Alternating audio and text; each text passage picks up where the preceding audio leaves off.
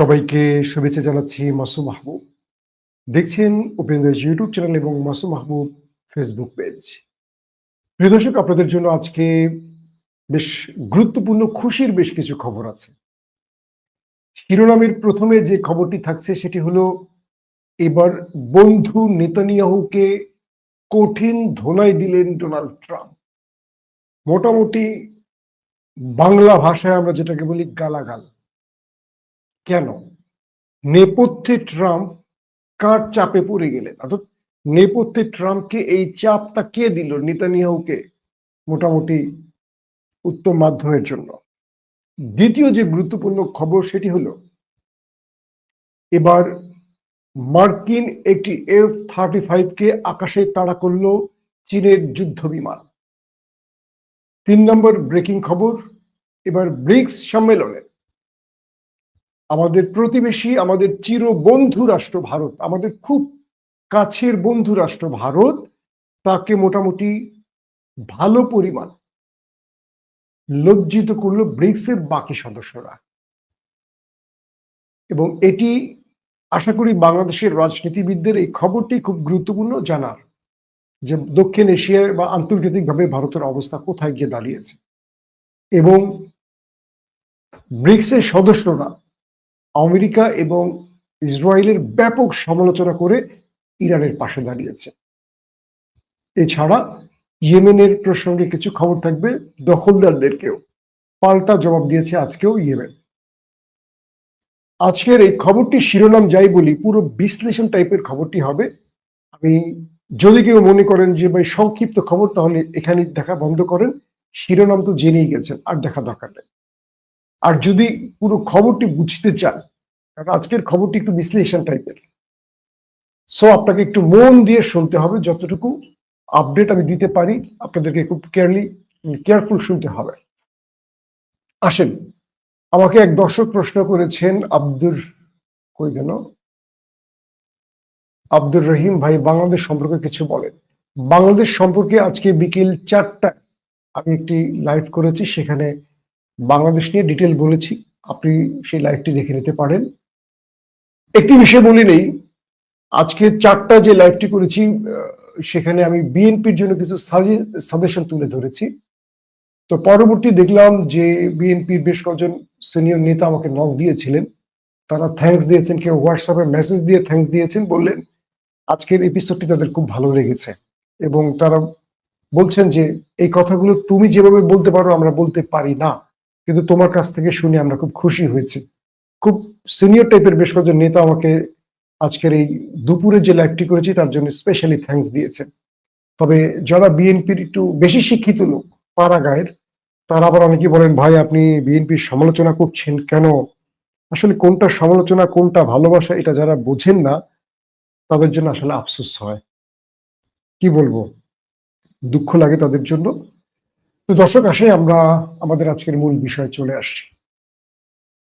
প্রথম কথা হলো, নেতানিয়াহু আমেরিকা সফরে আছেন। ডোনাল্ড ট্রাম্পের সাথে গুরুত্বপূর্ণ তার বৈঠক ইরান এবং কি বলে গাজা ইস্যুতে। তাদের প্রাক আলোচনা, যেটি গণমাধ্যমে নয়, গণমাধ্যমের আগে তাদের যে প্রাক বৈঠকটি হয়, সে বৈঠক থেকে আমাকে মার্কিন বেশ কয়েকজন সাংবাদিক এবং তুর্কি বেশ কিছু সাংবাদিক অফ দ্য রেকর্ডে যে তথ্যগুলো দিয়েছে আমি শেয়ার করব।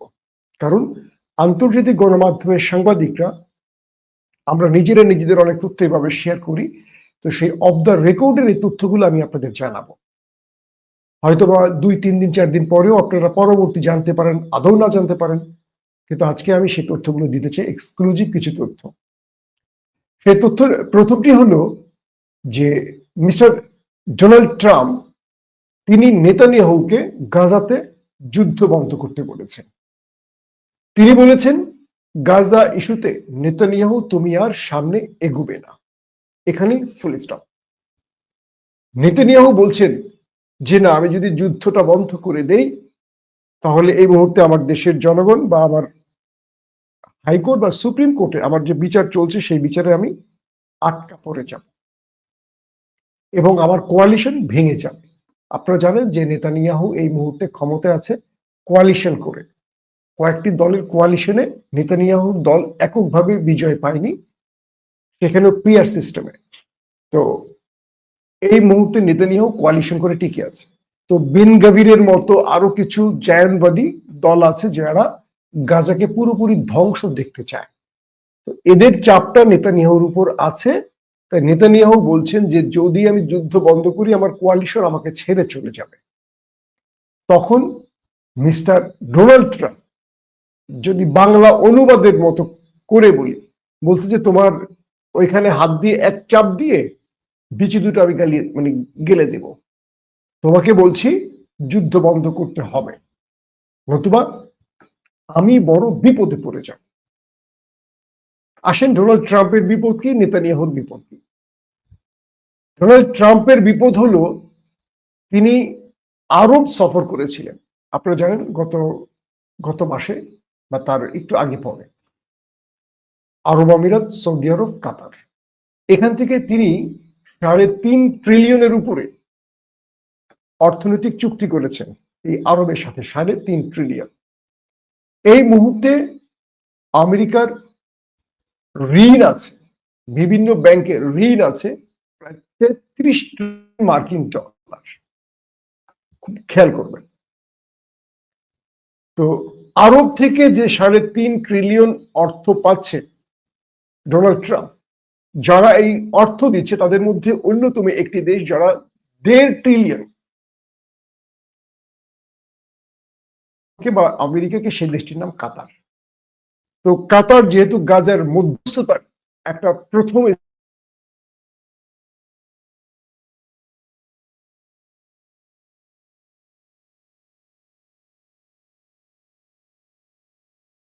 আমাদের এই অর্থ নিচ্ছ বা আমরা তোমাকে দিব, কিন্তু আমাদের শর্ত আছে, গাজার যুদ্ধ বন্ধ করতে হবে, যুদ্ধবিরতির মাধ্যমে গাজায় যুদ্ধ থামাতে হবে। যদি তুমি অর্থ তোমাকে দেব, আর যদি তুমি করতে না পারো তাহলে এই অর্থ আমরা তোমাকে দিতে পারছি না। কারণ তোমার সব শর্ত রাখবো, তুমি আমাদের কোনো শর্ত রাখবে না, এটা তো হতে পারে না। এটার পাশাপাশি কাতারের যখন Sheikh Tamim bin Hamad Al থানির পক্ষ থেকে এই বার্তা ডোনাল্ড ট্রাম্পের কাছে এসছে, তখন সৌদি আরবও একই বার্তা দিয়েছে মিস্টার ট্রাম্পকে। সৌদি আরবও হয়তো কাতারের মতো এরকম শক্ত করে বলেনি, কিন্তু ভাষাটা এই যে আমরা আমাদের আরবের বন্ধু বা আমাদের ফিলিস্তিনি ভাইদের এই মুহূর্তে শান্তি, ফিলিস্তিনে এই মুহূর্তে শান্তির জন্য আমরা যুদ্ধবিরতি দেখতে চাই। তো এই পরিস্থিতিতে ডোনাল্ড ট্রাম্প পড়ে গেছেন বড় চাপে, যেহেতু তার দেশে বিশাল অঙ্কের ঋণ আছে। তো ডোনাল্ড ট্রাম্প বললেন যে আমি আমার মিত্রদের কাছ থেকে অর্থ পাবো, সেই অর্থের জন্য চুক্তি করে এসেছি যুদ্ধবিরতির, তুমি এখন থামো। তো মিস্টার নেতানিয়াহু ডোনাল্ড ট্রাম্পকে বলেছেন যে তাহলে আপনি আমার জন্য একটা হেল্প করেন মিস্টার ডোনাল্ড ট্রাম্প। কি? আপনি আমার সুপ্রিম কোর্টের বিচারকদের বলে দেন, কারণ ইসরায়েলের সুপ্রিম কোর্টের বিচারকদের সেকেন্ড হোম অধিকাংশই আমেরিকা। তো তাদেরকে আপনি বলে দেন তারা যেন আমার বিচারটা 1-1.5 বছরের জন্য বন্ধ রাখে, শুনানিটা পিছিয়ে দেয়। কারণ আমি যুদ্ধ বন্ধ করলে তারা আমাকে টান দিয়ে আদালতে নেবে, লটকায় দেবে। তো ডোনাল্ড ট্রাম্প বলছেন এর একটাও আমি করতে পারবো না, তুমি যুদ্ধ বন্ধ করবে, যুদ্ধ আর চলবে না। এখন নেতানিয়াহু পড়ে গেছেন মাইনকা চিপায়। নেতানিয়াহু এখন বড় রকম মাইনকা চিপায় পড়ে গেছে, কারণ মার্কিন এস্টাবলিশমেন্ট তারা যে পর্যবেক্ষণগুলো তুলছে, বলা হচ্ছে যে ডোনাল্ড ট্রাম্প তার ইহুদি লবি বা জায়নবাদী লবির এগেনস্টে দাঁড়িয়ে এই সিদ্ধান্ত নিয়েছে কেবল আমেরিকার স্বার্থে। ভাববেন না যে ডোনাল্ড ট্রাম্প ফিলিস্তিনের প্রেমে পড়ে গেছে। বিষয়টা হলো ডোনাল্ড ট্রাম্প তার অর্থনৈতিক লাভের আশায় আরবের এই 3 বা 3.5 ট্রিলিয়ন টাকার জন্য তিনি মূলত এখন গাজার যুদ্ধবিরতি চাইছেন। আর যেহেতু নেতানিয়াহু ডোনাল্ড ট্রাম্পের মাথায় কাঁঠাল রেখে ভাঙছে বা কাঁঠাল খাচ্ছে, এটা তো বুঝতেই পারছেন। তো নেতানিয়াহু বলছে এই মুহূর্তে গাজায় আর আমি কোনোভাবে যুদ্ধ দেখতে পারবো না, এটা আমার চুক্তি। এখন ট্রাম্পের বৃহত্তর অর্থনৈতিক স্বার্থটা এখানে প্রাধান্য পাচ্ছে। এবং ট্রাম্প তার মধ্যপ্রাচ্য সফরে সবচেয়ে বেশি অর্থ বিনিয়োগের আশ্বাস পেয়েছিল এই 3টি রাষ্ট্র থেকে। তবে এখানে আরব আমিরাত মোটামুটি চুপচাপ রয়েছে। তবে জায়নবাদী লবিগুলোকে এখন পুরোপুরি উপেক্ষা করছে ডোনাল্ড ট্রাম্প। তো এবং বলা হচ্ছে যে তিনি প্রথমে তার আমেরিকাকে চিন্তা করছেন ডোনাল্ড ট্রাম্প, তারপর আদার্স। তো এই বিষয়টি নিয়ে এখন বড় রকম চাপে আছেন নেতানিয়াহু। এখন নেতানিয়াহু যদি যুদ্ধবিরতি ঘটান, সেক্ষেত্রে বেন গাবিরদের মতো বা তার কোয়ালিশনের বাকি দলগুলো এখানে নেতানিয়াহুকে আটকে দিবে, কারণ তারা যুদ্ধটা চাইছে। এবং প্রয়োজনে নেতানিয়াহুর বিপরীত বা বিকল্প কোনো চিন্তা ডোনাল্ড ট্রাম্পকে করতে হতে পারে। এটা হলো এই দুইজনের মধ্যে প্রাক বৈঠকের মূল সামারিটা দিলাম। আসেন দ্বিতীয় স্টেজে। দ্বিতীয় স্টেজে যে বিষয়টি তৈরি হয়েছে সেটি হলো আমেরিকা এই মুহূর্তে, মানে ডোনাল্ড ট্রাম্পের এই মুহূর্তে তার দেশে, আপনারা ভালো করে জানেন যে ট্রাম্প একের পর এক স্যাংশন দিচ্ছে, একের পর এক ট্যারিফ যোগ করছে। এগুলো সবকিছু হলো আমেরিকাকে এই বিশাল অর্থনৈতিক ঋণের হাত থেকে রক্ষা করা।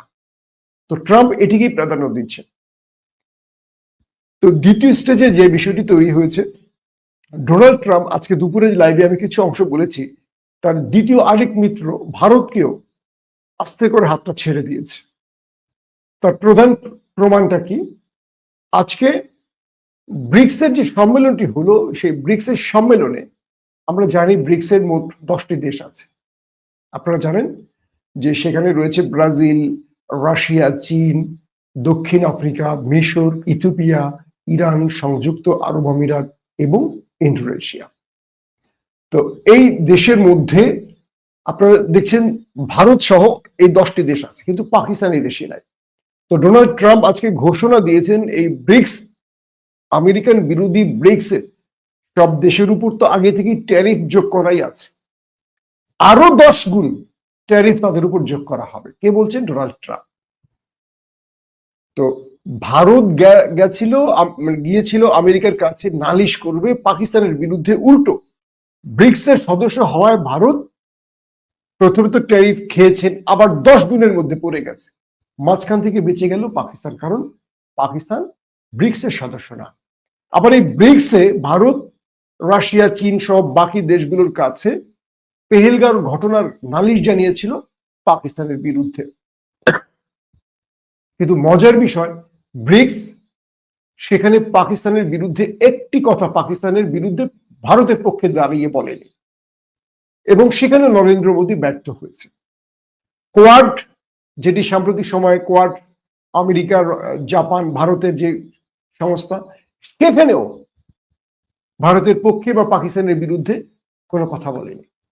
এখন ভারতের গণমাধ্যম দাবি তুলেছে, রাজনীতিবিদরা দাবি তুলেছে, নেতানিয়াহু কি বলে, নরেন্দ্র মোদীর রাজনীতি এখানে শেষ।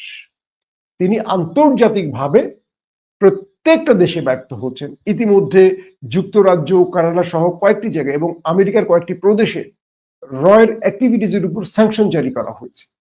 তো সবকিছু মিলে নরেন্দ্র মোদী দীর্ঘদিন ক্ষমতায় থেকেও তিনি তার হিন্দুত্ববাদী নীতির জন্য তিনি আন্তর্জাতিকভাবে বড় রকম কোণঠাসা হয়ে গেছে। এখন বলা হচ্ছে যে পাকিস্তানকে নতুন করে আরো কিছু স্পেশালি অফার করেছে মিস্টার ডোনাল্ড ট্রাম্প, এবং বলা হচ্ছে, ভারতের গণমাধ্যম বলছে যে নরেন্দ্র মোদীর ডোনাল্ড ট্রাম্পের পরিবারের সাথে পাকিস্তানের ব্যবসায়িক সম্পর্ক আছে, এবং সবকিছু মিলে এই মুহূর্তে পুরো পৃথিবীতে পাকিস্তানের জয়গান, মানে কি বলে এটা, কি জয়গান চলছে। ভারত দক্ষিণ এশিয়া শুধু না, আন্তর্জাতিকভাবে একা হয়ে পড়ছে। এর প্রধান কারণ হলো সাম্প্রতিক যে যুদ্ধটা হয়েছে, সেই যুদ্ধে ভারত পরাজিত হয়েছে। পৃথিবীর ইতিহাস বলে পরাজিত মানুষের পক্ষে কেউ দাঁড়ায় না। তবে ব্রিক্সের পক্ষ থেকে চীন, রাশিয়া বা আদার্স কান্ট্রিগুলো ইরানের পক্ষে দাঁড়িয়েছে, এবং ইরানকে, একটি স্বাধীন সার্বভৌম রাষ্ট্র ইরানের উপর যে আক্রমণ করেছে দখলদার বাহিনী, তার নিন্দা জানানো হয়েছে আমেরিকা, এবং দখলদারদের নিন্দা জানানো হয়েছে, এবং ব্রিক্স ইরানের পাশে থাকার ঘোষণা দিয়েছে। সবকিছু মিলে ভারত পাকিস্তানের যে দোটানা বা যে অবস্থাটা চলছে, এটা এখন সবচেয়ে ক্রুশিয়াল মুভমেন্টে পৌঁছে গেছে। একদিকে ভারত তার মিত্র হারাচ্ছে, অন্যদিকে পাকিস্তান ক্রমান্বয়ে তার মিত্র বাড়াচ্ছে। গেল এটি। আমি কিন্তু আরবের আরো কিছু নিউজ আছে, তার আগে আমি আপনাদেরকে আরেকটা সংবাদ দিচ্ছি। মার্কিন F-35 চীনের অঞ্চলে মানে চীনের সীমানায় ঢুকে পড়েছিল, এমন একটি খবর চীনের সিসিটিভি চ্যানেল জানিয়েছে। একটু ভিডিও ফুটেজ বোধহয় আপনাদের দেখালে ভালো হয়। তো সেক্ষেত্রে চীন আমেরিকার সেই যুদ্ধ বিমানকে এবার তারা করলো তাদের F-16 যুদ্ধ বিমান দিয়ে। আমি একটু ভিডিও আপনাদের দেখাচ্ছি, তারপরে আমি এটা বর্ণনায় আসছি।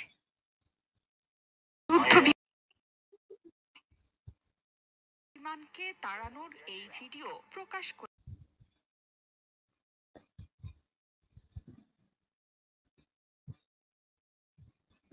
আপনারা দেখতে পাচ্ছেন মার্কিন F-35 কে চীনের F-16 আকাশে তাড়া করছে এবং সেখান থেকে গুলি ছুটছে। ফুটেজই দেখতে পাচ্ছেন, এটা চীনের সিসিটিভি, তাদের যে সরকারি গণমাধ্যম সেখান থেকে ফুটেজটি সংগ্রহ। আকাশে মোটামুটি আমেরিকান F-35 কে তাড়া করেছে চীনের এই দুটো যুদ্ধ বিমান। এই ফুটেজটি আপনারা দেখতে পাচ্ছেন এই মুহূর্তে।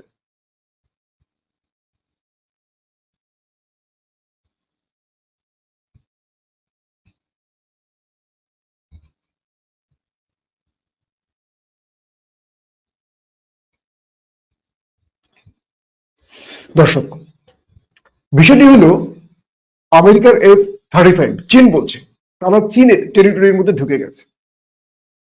চীন তার রাডার সিস্টেমে যখন টের পেল, সঙ্গে সঙ্গে F-16 পাঠালো। J-16 বোধহয়, এটা F না, এটা বোধহয় ওদের জে গ্রুপের। তো 16 এবং J-20 দুই সিরিজের বিমান তারা করলো মার্কিন F-35।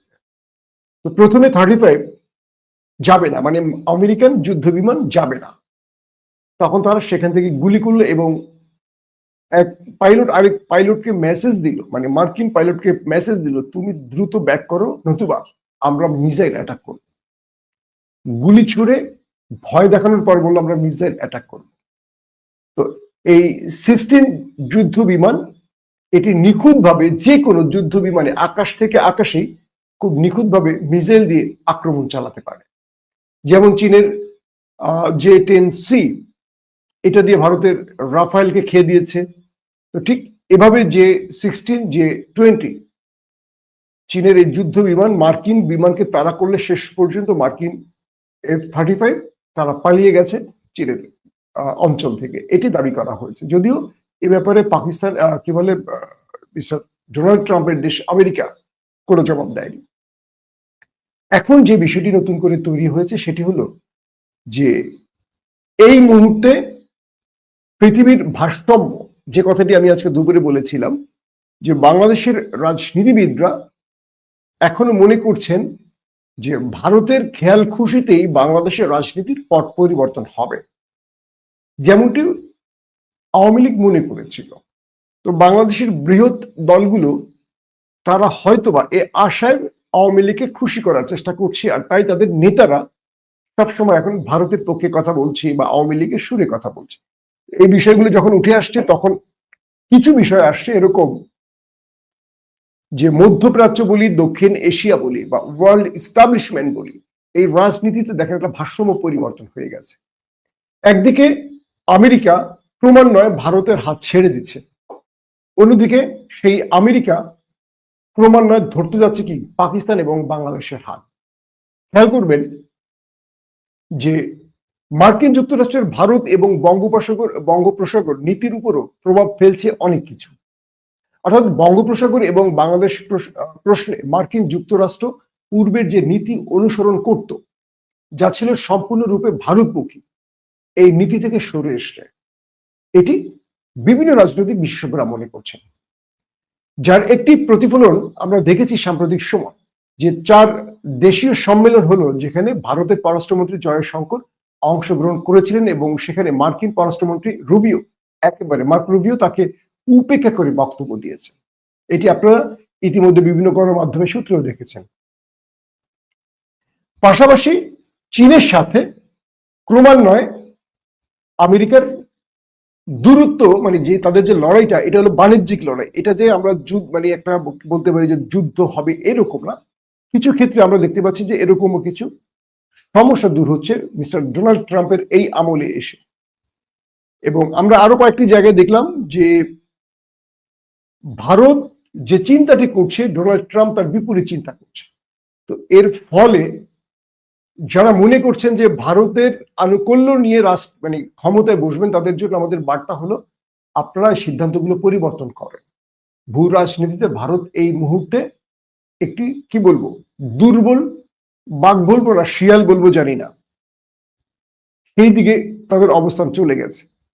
এবং আপনারা ভালো করে খেয়াল করবেন, ক্রমান্বয়ে চীন তার প্রভাব বিস্তার করছে। বাংলাদেশের সামনে এখন দুটো পথ খোলা, এক আমেরিকার হাত ধরা এবং চীনের হাত ধরা।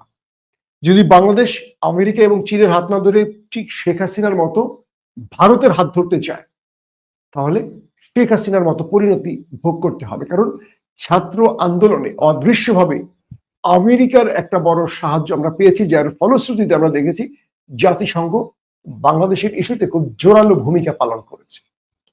এটি একটি ব্যাপার।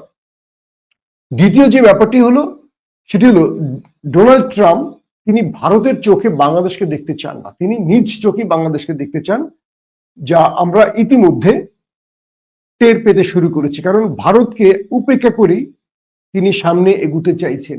এই মুহূর্তে নরেন্দ্র মোদীকে তিনি বন্ধু শব্দটাও বলেন না। এবং একটি বিষয় আপনারা খেয়াল করবেন যে সাম্প্রতিক যে কথা থেকে আমি এখানে এসেছি, মার্কিন পররাষ্ট্রমন্ত্রী রুবিও একেবারে তাকে উপেক্ষা করে, ভারতের পররাষ্ট্রমন্ত্রীকে জয়শঙ্করকে উপেক্ষা করে তার বক্তব্যটি দিয়েছেন, যেটি ভারত একেবারে চায়নি। এবং তারা পাকিস্তানের বিরুদ্ধে কোনো প্রকার বক্তব্য দেয়নি, যেটি ভারত চেয়েছিল। এটি আমি শুরুতেই বলেছিলাম। এবং আরেকটি বিষয় দেখবেন যে পশ্চিমা বিশ্ব ভারতের প্রতি তাদের যে আস্থার জায়গাটুকু ছিল, সেখান থেকে অনেক সরে আসছে। সেটা কানাডা, যুক্তরাজ্যের স্যাংশন থেকে বললাম যে ভারতের উপর স্যাংশন এসছে, এটি আপনারা ক্লিয়ার বুঝতে পেরেছেন। পাশাপাশি মার্কিন এবং চীন এই দেশ দুটো তাদের বাণিজ্য যুদ্ধ চলছে। এটা কিন্তু সামরিক যুদ্ধ না, এটা বাণিজ্যিক যুদ্ধ চলছে। তার দিকে যদি আমরা একটু দৃষ্টি দেই, এটা স্পষ্ট বোঝা যায় যে মার্কিন যুক্তরাষ্ট্র তার স্বার্থ রক্ষার জন্য চীনের সাথে খুব শিগগিরই একটি সমঝোতায় চলে আসতে পারে, তার কিছু ইঙ্গিত পেয়েছি। ইতিমধ্যে উভয় দেশ পরস্পরকে হাইটেক চিপ এবং রেয়ার আর্থ এলিমেন্ট দিয়ে সহযোগিতার আশ্বাস দিয়েছে। এবং চীন বলেছে যে আমরা এই বিষয়ে আমেরিকার সাথে যৌথভাবে কাজ করতে চাই, এবং আমেরিকা সেটাকে গ্রহণ করেছে বলে শোনা গেছে। তার মানে চীনের এই অগ্রগতিকে আমেরিকা থামিয়ে দিতে চায় বিশ্ব মোড়ল হওয়ার দৌড়ের জন্য। কিন্তু আমেরিকা চীনের সাথে সামরিক লড়াইতে যাবে না, যদিও আমরা তাইওয়ান ইস্যুতে অনেক কথা বলি। কারণটা কি? চীনের কাছে আসলে কি আছে আমেরিকা নিজেও ভালো করে জানে। সাম্প্রতিক ইসরায়েল, আমেরিকা এবং ফ্রান্সের অস্ত্রে ভরপুর ভারতকে চীন তার প্রতিবেশী বন্ধু দেশ পাকিস্তানকে দিয়ে মাত্র কয়েক ঘন্টা যে নাকানি চুপানি খাইয়েছে, এরপর মোটামুটি আমেরিকা না, পশ্চিমা দুনিয়া বুঝতে পেরেছে যে চীনের কাছে আছে অনেক কিছু।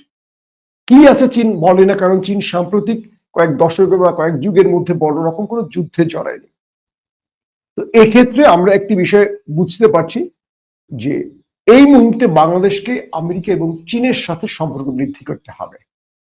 আর যদি বাংলাদেশ মনে করে বা আগামী দিনে সরকার মনে করে ভারত তাদের চয়েস হবে, আমি তাদের জন্য বলবো এটা তাদের ভুল সময়, ভুল রাস্তায় হাঁটা। আমি এটা নিয়ে স্পেশালি আরো লম্বা কথা বলবো, যেহেতু আজকে আমার এই ভিডিওটা এই বিষয়ে না। আমি সেই জন্য দুপুরের বক্তব্যটা আজকে আলাদা শুধু বাংলাদেশ ইস্যুতে করেছি, সেটা দেখবেন।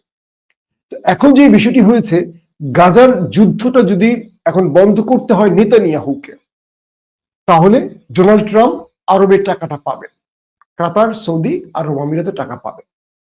তো এখন প্রশ্ন করবেন যে ভাই আরবরা তো বিশ্বাসঘাতক, বেঈমান। না, এখানে অনেক ব্যাপার আছে। আরবের উপরও চাপ আছে তাদের জনগণের, তাদের গণতান্ত্রিক দেশ না হলেও তাদের চাপ আছে। আরবের জনগণ বলছে যে তোমরা আমার দেশ থেকে এই বিশাল অঙ্কের টাকা আমেরিকাকে দিচ্ছ, যারা আমাদের ভাইদের মারছে, ফিলিস্তিনিদের মারছে। তো এখন তারা বলবে যে আসলে আমরা এই টাকাটা দিচ্ছি যুদ্ধ বন্ধের জন্য। তার মানে তাদের জনগণকে শান্ত করতে হলে আরব আমেরিকার কাছ থেকে সিজফায়ার আদায় করতে চাইছে। এখন নেতানিয়াহু কোথায় যাবে? আবার আরব আমিরাত পাকিস্তান এবং সিরিয়ার মতো দেশকে আব্রাহাম যে চুক্তিটি, মানে ইসরায়েলের সাথে যে চুক্তিটি আরবের বা মুসলমান দেশের, এই আব্রাহাম একবারে যোগ দেওয়ার জন্য চাপ দিচ্ছে। তো সিরিয়ার মিস্টার জোলানি বলেছে, মিস্টার আরব আমিরাত বলছে, তুমি আমাদের এই চুক্তিতে চলে আসো, আব্রাহাম একবারে যোগ দাও, আমরা তোমাকে যুদ্ধ বিধ্বস্ত সিরিয়াকে যত টাকা লাগে দেব। তো মিস্টার জোলানি বলেছেন, অন্তর্বর্তীকালীন সরকার প্রধান বলেছেন, আরব আমিরাত তোমার এই প্রস্তাবের জন্য তোমাকে ধন্যবাদ, তবে তোমাকে দিয়ে আমার আব্রাহাম একবারে যোগ দিতে হবে না, ইসরায়েলের পক্ষে আমাকে সিগনেচার করার জন্য আমি তোমার কাছে যাব না, আমি সরাসরি কোনো ভায়ামি দিয়ে না, সরাসরি ডোনাল্ড ট্রাম্পের সাথে কথা বলি। এবং ডোনাল্ড ট্রাম্পের সাথে আমার ইতিমধ্যে বৈঠকও হয়েছে, তার সাথে আমার টেলিফোনও কথা হচ্ছে। সো তুমি আমাকে যে ইসরায়েলের সাথে বন্ধুত্ব করতে বলছো, এটা সিরিয়া কখনো করতে পারবে না। সিরিয়া সরাসরি আরব আমিরাতের, মানে মধ্যপ্রাচ্যের মুসলমানদের বিস্ফোরা আরব আমিরাতকে না বলে দিয়েছে।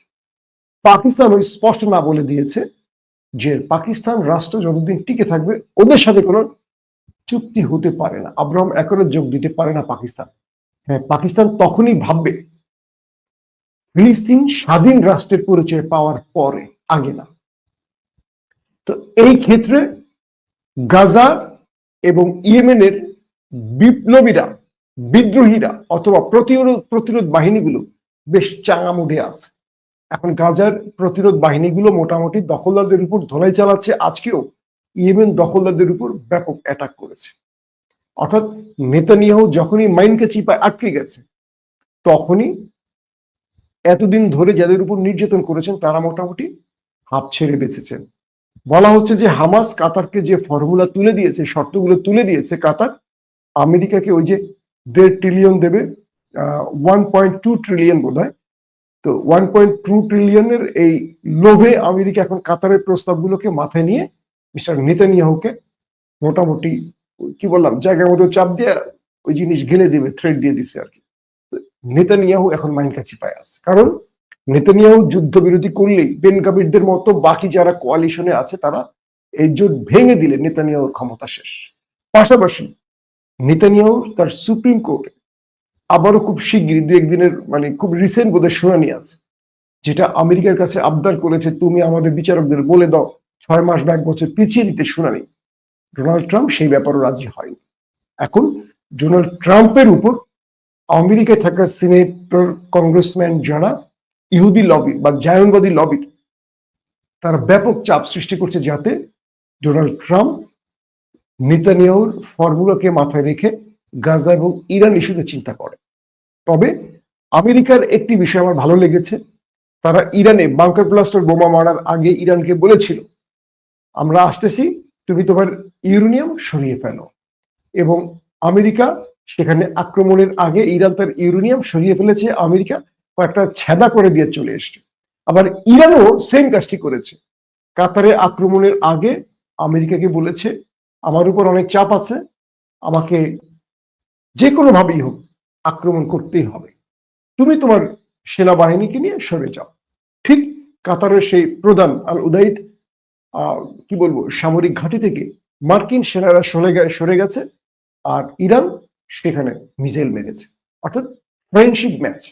এটি কিন্তু রাজনীতিতে, এটা ভাববেন না যে তারা একে অপরের সাথে আতাত করেছে, এটি যুদ্ধের ক্ষেত্রে কখনো ফ্রেন্ডশিপ ম্যাচ হয়, কারণ আমেরিকা ইরানের পারমাণবিক ক্ষেত্রের কোনো ক্ষতি করেনি, তো ইরান কেন তাদের বেজে ক্ষতি করবে? খুব সিম্পল প্রশ্ন। কারণ আমেরিকার সাথে ইরান লেগে গিয়ে কিছু করতে পারবে না, বরং আমেরিকাকে কূটনীতি দিয়ে সরিয়ে রেখে দখলদারদের এক এক করে যদি ধরতে পারে ইরান, তাহলে ওই চতুর শিয়ালের ঘাটটা মটকে দেওয়া যাবে।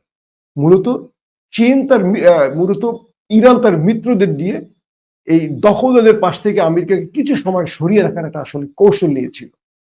তো বলা হচ্ছে চীন ইরান যে বারবারই বলছে এই যুদ্ধে আমেরিকা যদি না আসে আমরা মানে কয়েক মাসের মধ্যে দখলদারদের মানচিত্র মুছে দেব, বিষয়টা কিন্তু সত্য। আপনারা দেখেন, যদি ইরানের যুদ্ধবিরতি না ঘটায়, ডোনাল্ড ট্রাম্পই তো নেতানিয়াহুর আবদারি কাজটি করছেন, যে পরিমাণ অ্যাটাক ইরান করেছিল দখলদার দেশে, আর কি কিছু বলা লাগে বলেন? কি অবস্থা এখন তো দেখতে পাচ্ছেন, মোটামুটি লন্ড ভন্ড করে ফেলেছে দখলদার দেশটিকে ইরান। আর নেতানিয়াহু তখনই ট্রাম্পের হাতে পায়ে ধরে যুদ্ধবিরতিটি ঘটিয়েছিল।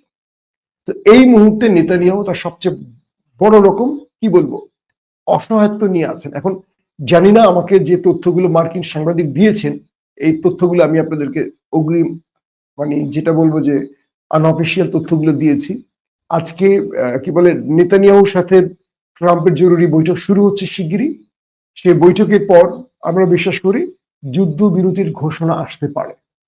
আজকে যে তথ্যগুলো দিলাম এই তথ্যের সত্যতা হয়তো আমরা ট্রাম্প নেতানিয়াহুর বৈঠকের পর সাংবাদিক সম্মেলনে কি ঘোষণা আসে তার আলোকে বুঝতে পারবো। দর্শক বিদায় নিচ্ছি এখনকার মতো, প্রত্যেকে ভালো থাকবেন। আল্লাহ হাফিজ।